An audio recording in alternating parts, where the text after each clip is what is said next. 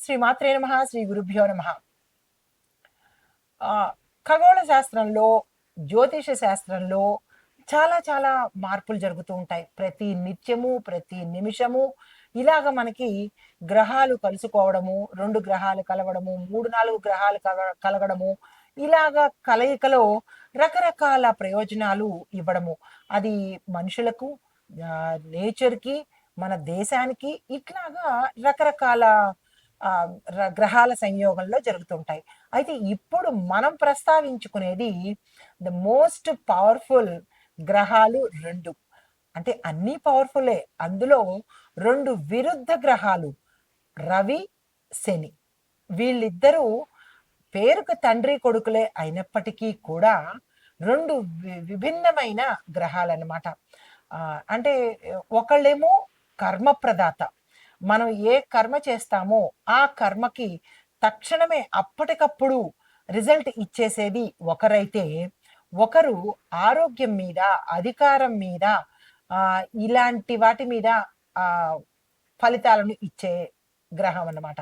అయితే ఈ ఇద్దరు ఎప్పుడు కలుస్తున్నారు, వారి కలయిక వల్ల ఎలాంటి ఫలితాలు వస్తున్నాయి అంటే కనుక, హోలీ తర్వాత శని, రవి అంటే సూర్యుడి యొక్క సంయోగం వల్ల 12 రాసుల్లోనూ ముగ్గురికి మాత్రము చాలా చక్కని ఫలితాలని ఇస్తున్నాడు.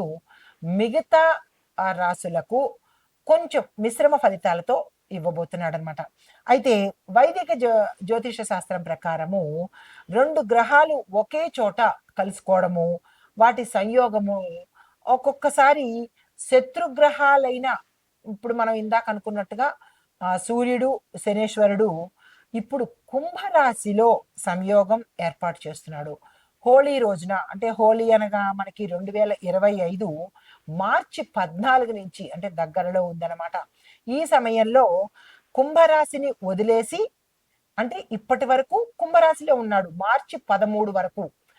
హోలీతో కుంభరాశిని వదిలేసి 14 నుంచి మీనరాశిలోకి ప్రయాణం చేస్తున్నాడు. అయితే ఈ ప్రయాణంలో సమయం కూడా మీకు నేను తెలియపరుస్తాను. 2025 మార్చి 14 శుక్రవారం సాయంత్రం 6:58 సూర్యుడు మీనరాశిలోకి ప్రవేశిస్తాడు. అయితే మళ్ళా 2025 మార్చి 29 రాత్రి 11:01 శనేశ్వరుడు మీనరాశిలోకి వస్తున్నాడు. అంటే శనిగ్రహానికి కన్నా ముందు రవిగ్రహము మీనరాశిలోకి వచ్చేసింది. ఆ తరువాత 15 రోజుల తేడాతో శనీశ్వరుడు కూడా మీనరాశిలోకి వచ్చి, ఈ ఇద్దరి సంయోగం వల్ల మళ్ళా ఎలాంటి పరిణామాలు చోటు చేసుకుంటాయి, ప్రతి ఒక్క రాశికి, ప్రతి ఒక్క రంగానికి, ప్రతి ఒక్క మనిషికి ఎలాంటి ఫలితాలు ఇవ్వబోతున్నారు అంటే కనుక, ఓవరాల్ గా 3 రాశులకు మాత్రము విశేషమైన ఫలితాలు ఇస్తున్నారు. ఆ 3 రాశులు ఏమిటి అంటే కనుక, కర్కాటక రాశి. కర్కాటక రాశి వారికి సూర్యుడు, శని యొక్క సంయోగము చాలా లాభదాయకంగా ఉండబోతోంది. సంపదలు పెరుగుతాయి, ఆర్థిక పరిస్థితి మెరుగుపడుతుంది, కుటుంబ సభ్యులతో చక్కని సమయం గడపడము, ఎక్కడికి వెళ్ళినా ఒక ప్రణాళికాబద్ధంగా వీళ్ళు వెళ్ళగలుగుతారు. దానితో పాటు దానికి సంబంధించిన రిజల్ట్స్ను కూడా వీళ్ళు తీసుకోగలుగుతారు. మనసు చాలా సంతోషంగా, హాయిగా, ఆరోగ్యంగా ఉండబోతోంది. అయితే కన్యా రాశి వారికి ఈ శని, రవి యొక్క సంయోగం వల్ల ఆలస్యమైన పనులు ఏవైనా ఉంటే, పెండింగ్లో పడిపోయినా, జరగకపోయినా, అడ్డుకున్నా, ఇలాంటి పనులు ఏవైనా ఉంటే చకచక ఈ సమయంలో జరిగిపోతాయి. దాంతో పాటు ఇంట్లో బంధువులతోనూ, కొత్త బంధువులతోనూ, శుభకార్యాలతోనూ ఇల్లు కళకళలాడుతూ ఉంటుంది. దీనితో పాటు వివాహం కాని వారికి వివాహం అవ్వడము, ప్రతి ఒక్క మనిషిలోనూ కాన్ఫిడెన్స్, అంటే ఆత్మవిశ్వాసము పెరగడము, దీంతో పాటు మీ మాటల వల్ల ప్రజల యొక్క మనసును గెలుచుకుంటారనమాట. ఇది చాలా సంతోషకరమైన పరిణామము. తరువాత రాశి మీనరాశి. ఈ రాశిలో ఉండే వారికి ఈ శని, రవి యొక్క సంయోగం వల్ల ఈ అందులోనూ ఈ మీనరాశిలోనే ఈ సంయోగం జరుగుతోంది కాబట్టి ధార్మిక కార్యక్రమాల మీద, దాన ధర్మాల మీద, దైవం మీద ఆధ్యాత్మికంగాను వీళ్ళు ఆసక్తి కలిగి ఉంటారనమాట. దీంతో పాటు సంపద పెరగడానికి వీరి యొక్క కష్టము సత్ఫలితాన్ని ఇస్తుంది. కొంతమంది ఎంత కష్టపడ్డా కానీ ఫలితాలు రావు. కానీ ఈ రాశిలో ఉండే వారికి కష్టపడ్డానికి దానికి తగిన ఫలితము వెంటనే వచ్చేస్తుంది అనమాట. దీంతో పాటు ఇక్కడ మీనరాశి వాళ్ళు కొంచెం ఓర్పుతోనూ ఓపికతోనూ కనుక పనులు చేసుకున్నట్టయితే కనుక ఇంకా ప్రత్యేకమైన ఫలితాలు పొందే అవకాశం ఉంది. ఆర్థికంగా వీళ్ళు మెరుగుపడబోతున్నారు. అయితే ఇవి ఈ రాశులకు, ఈ 3 రాశులకు ఇలాంటి ఫలితాలను ఇస్తున్నాడు. అయితే మరి అంటే ఓవరాల్గా మరి మేషం నుంచి మీనం వరకు ఈ రాశులను కూడా కలుపుకొని ఒక్కొక్క రంగానికి ఎలా ఉండబోతోంది అనేది ఇప్పుడు చూద్దాం మనం. తదుపరి రాశి మకర రాశి. ఈ మకర రాశి వారికి ఈ రవి శని సంయోగం వల్ల కెరియర్లోను, ఆరోగ్య పరంగాను, కుటుంబ పరంగాను, జాబ్ పరంగాను ఎలా ఉండబోతోంది అంటే నూతన అవకాశాలు మాత్రం చాలా తక్కువగా వస్తాయి.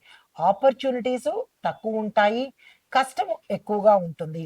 ప్రస్తుతం ఉద్యోగంలో మీరు ఏదైతే చేస్తున్నారో ఆ ఉద్యోగంలో అన్ఎక్స్పెక్టెడ్గా తీవ్ర ఒత్తిడి కలగడము, నిరాశ కలగడము, ఏది చేతికి అందుబాటులోకి రాకపోవడము, ఒకంత మానేద్దామా అన్న అంటే ఆ డెసిషన్లోకి వెళ్ళిపోవడము, కొంతమంది అయితే పూర్తిగా మానేసే పరిస్థితి, కొంతమంది నిరాశతోనూ అసలు నాకు ఈ ఉద్యోగమే వద్దు అని వేరే వ్యాపారంలోకి మళ్ళే పరిస్థితి, ఇలాంటివన్నీ మీరు చేసే సంస్థల్లో గోచరిస్తున్నాయి. మీ పై అధికారులు మిమ్మల్ని చీటికి మాటికి తిట్టడము, ఏదైనా నెపం పెట్టి ఉద్యోగం మానిపించడము, ఇలాంటివి ఏవైనా జరిగే అవకాశం కనబడుతోంది.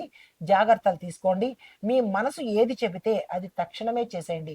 ఉండాలని అనిపిస్తే ఉండడము, లేదు మానేద్దాము అని అనుకుంటే కనుక మానేసేయండి. అనవసరమైన స్ట్రెస్ తీసుకోవటం వల్ల, మొహమాటానికి పోయి కంటిన్యూ అవడం వల్ల నష్టపోయేది మీరే అవుతారు. కాబట్టి సంయమనంతో యోచనతో మీరు ప్రవర్తించండి.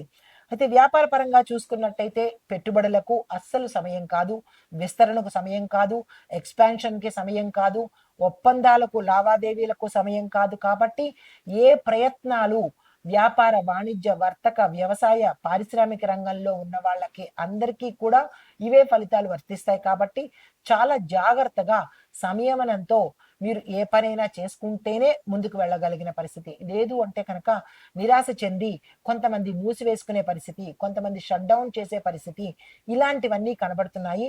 జాగ్రత్తలు పాటించుకోండి. ఆర్థిక పరంగా చేసినట్టయితే కనుక పొదుపు పద్ధతులను పాటించండి. అనవసరమైన ఖర్చులకు లోను కాకండి. ఎవరికో మొహమాటం కోసమో, లేదా పార్టీలకో, ఫంక్షన్లకో, పెళ్లిళ్లకో, బర్త్డే గిఫ్ట్లను ఇష్టానుసారంగా డబ్బులు ఖర్చు పెట్టుకుంటే తదుపరి బాధపడవలసింది మీరే. కాబట్టి తగు జాగ్రత్తగా మితంగా పొదుపును పాటించి ఖర్చు పెట్టే ప్రయత్నం చేసుకోండి. కుటుంబ పరంగా చూసినట్టయితే కుటుంబ సభ్యులతో వాగ్వాదాలు తలెత్తడము, నువ్వెంత అనుకుని విడిపోయే పరిస్థితి రావడము, కుటుంబాలు విచ్ఛిన్నమయ్యే పరిస్థితి రావడము, కొంతమంది మిత్రులు కూడా శత్రువులు అయ్యే పరిస్థితి రావడము, ఇలాంటి అగమ్య గోచరమైన పరిస్థితి, ఒడిదుడుకులుగాను గందరగోళమైన పరిస్థితి కుటుంబంలో తలెత్తబోతోంది. మీరు చాకచక్యంగా సమన్వయ ధోరణితో కనుక వ్యవహరించినట్టయితే కుటుంబాలు నిలబడే పరిస్థితి ఉంది. కాబట్టి జాగ్రత్తగా వ్యవహరించండి. ఆరోగ్యపరంగా చూసుకున్నట్టయితే మానసిక ఒత్తిడి అంటే ఇవన్నీ కలిపితే మెంటల్ టెన్షను, స్ట్రెస్సు, ఆందోళనలు ఇవి వస్తాయి కదా, అది న్యాచురలే. కాబట్టి దీన్ని మీరు దాటేసే ప్రయత్నం తప్పనిసరిగా చేసుకోండి. దీనితో పాటుగా హార్మోనల్ ఇన్బ్యాలెన్స్ వచ్చే అవకాశం కనబడుతోంది. దాన్ని ఆహారంతోనే, అంటే మంచి ఆహారంతోనే దాన్ని మీరు నెగ్గే ప్రయత్నం చేసుకోండి. మందుల జోలికి, హాస్పిటల్స్ జోలికి వెళ్ళకండి. మంచి ఫుడ్ తీసుకుంటే కనుక ఆ హార్మోన్లు ఇంబ్యాలెన్స్ సమసిపోయి బ్యాలెన్స్ అయ్యే పరిస్థితి కనబడుతోంది. బయట తినడాలు, బయట ఇది అలాంటివి కొంచెం తగ్గించుకుని మీరు మంచి ఆహారాన్ని తప్పనిసరిగా తీసుకోండి.